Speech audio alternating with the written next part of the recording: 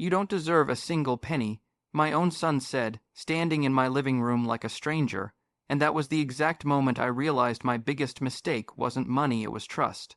I still remember how quiet the room felt after those words landed. Too quiet. The kind of silence that rings in your ears. My daughter-in-law folded her arms, lips tight, already convinced she was right. My daughter avoided my eyes, staring at the floor like I was the one who had done something wrong. They had gathered me there under the excuse of a family discussion. That's what they called it. I thought maybe it was about holidays or the grandkids or my health. Never in my worst nightmares did I imagine it would turn into a courtroom with me on trial. You're being unfair, my daughter said softly, but it cut deeper than shouting. Everything you have should come to us.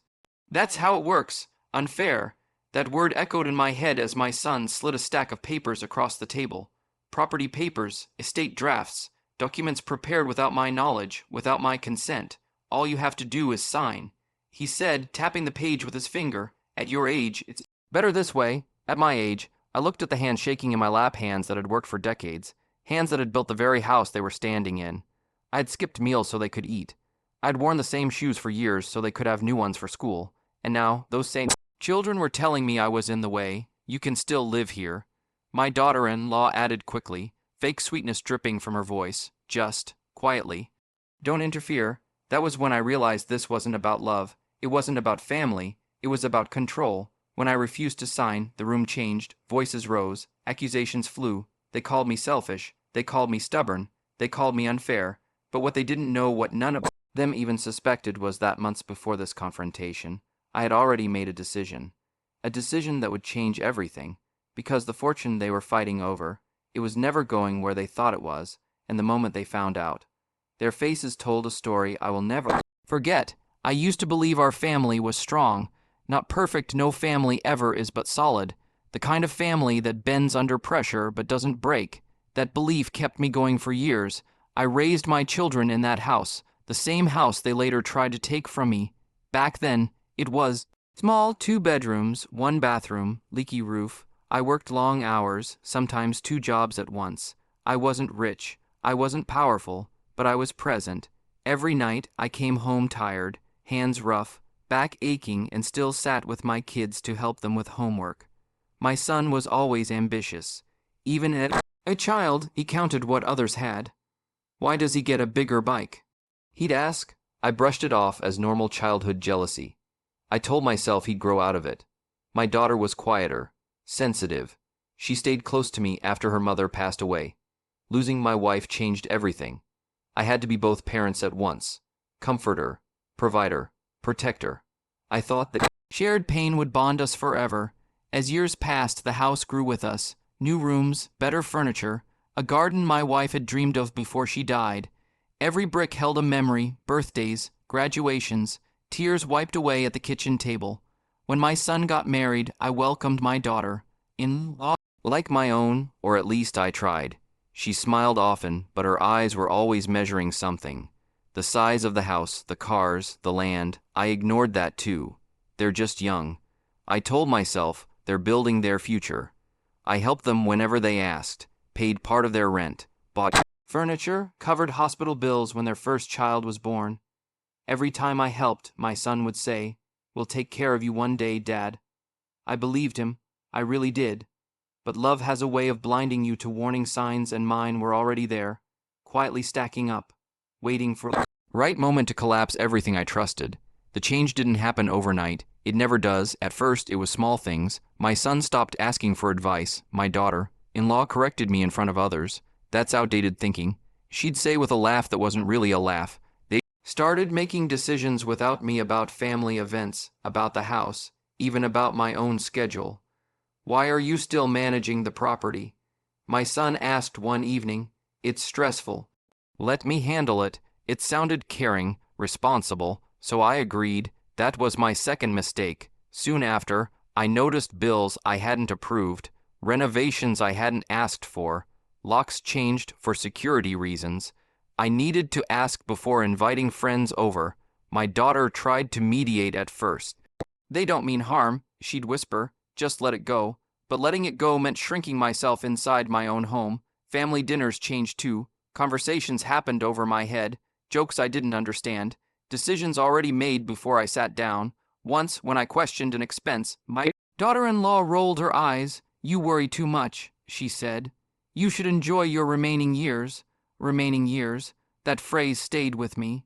I started noticing how they talked about inheritance casually, like it was already theirs, when the house is ours. "When Dad won't need this anymore, we should sell this after." They spoke as if I was already gone. Still, I stayed silent. I didn't want conflict. I didn't want to lose my family. But silence doesn't keep peace, it invites disrespect. And the day they asked me to just sign one paper, I finally understood how far they were willing to go. They sat me down on a Sunday afternoon, all smiles, tea served, polite voices. My son cleared his throat. "Dad, this is for your own good." The words felt rehearsed. He explained how transferring property early would avoid future problems, how it would protect the family, how lawyers had already looked it over. That's when I noticed something strange. There was no lawyer present, no independent advice, no explanation of my rights, just pressure. When I asked for time, my daughter-in-law sighed loudly. "Why do you always make things difficult?" She snapped. "Difficult." I looked at my children, the ones I had raised, and saw impatience instead of concern, calculation instead of love. I said no. That single word changed everything. Voices rose. Accusations flew. My son's face hardened. "Do you even trust us?" he asked. That hurt more than the shouting. My daughter cried, torn between sides. "Please, Dad, just sign it." "We're family." I went to my room that night and locked the door. For the first time in my life, I felt unsafe in my own house. That night, I made a phone call, a call I should have made years earlier, to a lawyer, and in that quiet conversation, I learned the truth about what they were trying to do and how close I was to losing everything. The lawyer's office smelled like old paper and coffee. It was quiet, calm, nothing like the chaos waiting for me back home. He listened without interrupting as I told him everything: the papers, the pressure, the way my children spoke about my life like it was already over. I expected sympathy. What I got instead was something far more valuable: honesty. When I finished, he leaned back in his chair and said words that made my stomach drop. "If you had signed those papers," he said slowly, "you would have legally given up control of your property." Immediately, I felt cold. He explained how early transfers work, how once the deed changes hands, promises mean nothing, how parents often end up allowed to stay only as long as the new owners feel generous. "You wouldn't own your own home," he said. "You could be asked to leave, leave by my own children." He looked at me carefully. "They planned this. And they planned it well." That sentence hurt more than anything else that day. Then he said something I didn't expect. "You're not powerless." He explained my options: a proper will, a trust, legal protection, how I could decide exactly where my assets would go and under what conditions. The first time, he said, "You get to set the rules." I walked out of that office lighter and heavier at the same time. Lighter because I wasn't trapped. Heavier because I finally saw the truth. They weren't worried about my future. They were worried about their inheritance. And that realization hardened something inside me. When I returned home, they were waiting. My daughter-in-law smiled too quickly. "Everything okay?" she asked, pretending concern. I nodded, just tired. That was a lie, but it was the safest one. Inside, I was building walls. I watched them closely after that. Every word, every glance, every conversation that stopped when I entered the room. They acted nicer, patient, polite, too polite. My son brought me tea without being asked. My daughter hugged me longer than usual. It almost worked, almost made me forget, but I remembered the lawyer's voice. They planned this, so I played my part. I acted confused, forgetful. I asked questions I already knew the answers to. I let them think their pressure was working. "You know," my son said one evening, "we only want what's best for you." I smiled. "I know." Inside, I was documenting everything: dates, words, witnesses. I also started reconnecting with people. I had quietly drifted away from old friends, distant relatives, even neighbors, people who still saw me as a person, not a prize. One afternoon, my daughter-in-law casually asked, Have you thought more about the papers? I shrugged. Maybe. I'm old. I don't understand these things. Her eyes lit up just for a second. That second told me everything. I met the lawyer again, this time with clarity. We drafted a will that left nothing vague, nothing open to interpretation. Every asset, every condition, every name, but that wasn't the most important part. The most important part was why. I didn't just decide who would inherit. I decided who wouldn't. I thought long and hard about it. Nights without sleep, memories from childhood, moments of love and moments of betrayal. This wasn't revenge, it was accountability. Some assets went to people who had stood by me without expecting anything. A small foundation for children who had no one. A portion set aside for my care, so I would never depend on guilt-driven kindness, and yes, some family members were still included, just not in the way they assumed. The lawyer sealed the documents and looked at me. Are you sure? He asked. I nodded. I've never been more sure of anything. Walking out of that office, I felt something I hadn't felt in years. Control. Back home, they laughed at dinner, planned vacations, talked about future renovations. I joined in and smiled because I knew something they didn't. That version of the future, it no longer existed. For a while, everything stayed calm, too calm. They thought I was slowly giving in. I could see it in the way my son spoke, confident again, relaxed, already counting things that weren't his. My daughter-in-law started making plans out loud, not even bothering to lower her voice. When we redo the upstairs, she said one afternoon, we should turn Dad's room into a guest room. I was sitting right there. She caught my eye and smiled. Of course, you can move downstairs. Easier for you. Easier, that word again. I nodded politely, like it didn't bother me. Like my heart didn't tighten every time they talked about my life as if it were a small inconvenience. The pressure returned slowly, wrapped in concern. Have you booked a doctor's appointment? You shouldn't handle money anymore. We're just worried about you. One evening, my son sat beside me on the couch, arm draped over my shoulder. You trust me, right? He asked. I hesitated for half a second too long. His arm stiffened. That's when the tone changed. You know, he said quietly, if something happened to you without proper arrangements, things could get complicated. It sounded like a warning or a threat. I went to bed that night fully aware of one thing: their patience was running out. And greedy people don't like delays. They started isolating me. Friends stopped visiting. You should rest, they'd say. Phone calls were interrupted. Messages went unanswered. My daughter-in-law once took my phone and said, too many distractions. It's not healthy. I knew exactly what she was doing. Then came the lies. They told relatives I was confused, that I was forgetting things, that I couldn't manage on my own anymore. I overheard my son on the phone one night. Yeah. Dad's not really himself these days. That hurt more than I expected. They were building a story, one where I wasn't capable and therefore didn't get a say. One afternoon, they brought the papers back, fresh copies, new explanations. We simplified everything. My daughter said, tears in her eyes, please, Dad, just this once. I looked at the signature line. My hand didn't move, no. I said calmly. That was when my daughter-in-law snapped. You're selfish, she yelled, after everything we've done for you. The room went silent. I stood up slowly. My legs were weak, but my voice wasn't. I gave you my whole life. I said, I won't give you my dignity. They stared at me like they didn't recognize me anymore. Maybe they didn't. They called it a family meeting. Everyone was there, my children, their spouses, even a distant relative who suddenly had an opinion about my assets. I knew why they were there. My son spoke first. We need to be honest, he said. Dad's being unreasonable. Unreasonable, one by one. They listed everything they thought they deserved. Sacrifices they claimed they made. Help they exaggerated. Love they used like a receipt.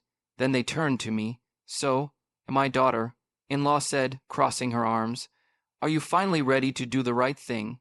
I took a deep breath. I already have, I said. They laughed. That laughter was my favorite sound because it didn't last. I've spoken to a lawyer. I continued. Everything is documented, protected. The room froze.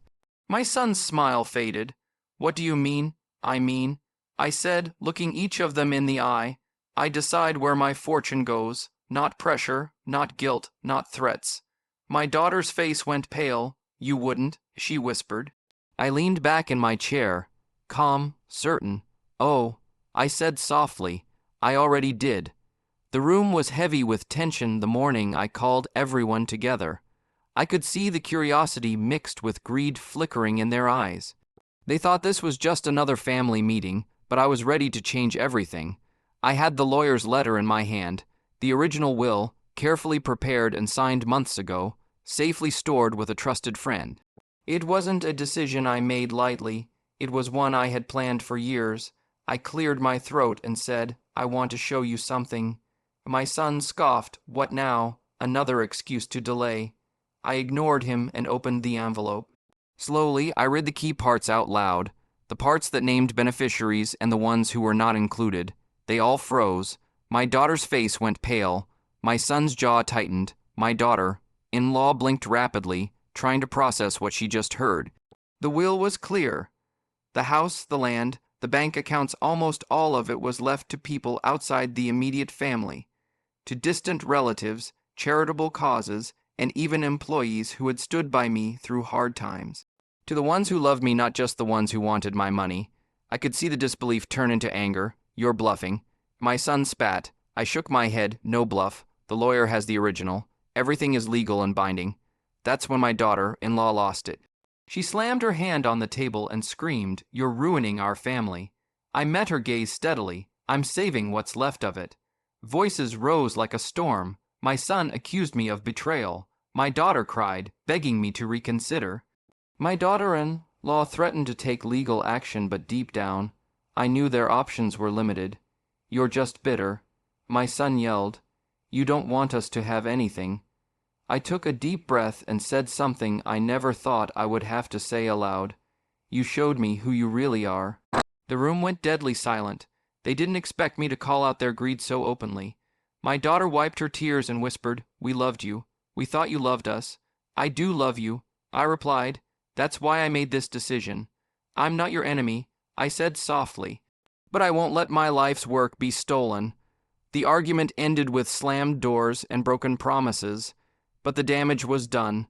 The family, as I knew it, was shattered. In the days that followed, the house was quieter, too quiet.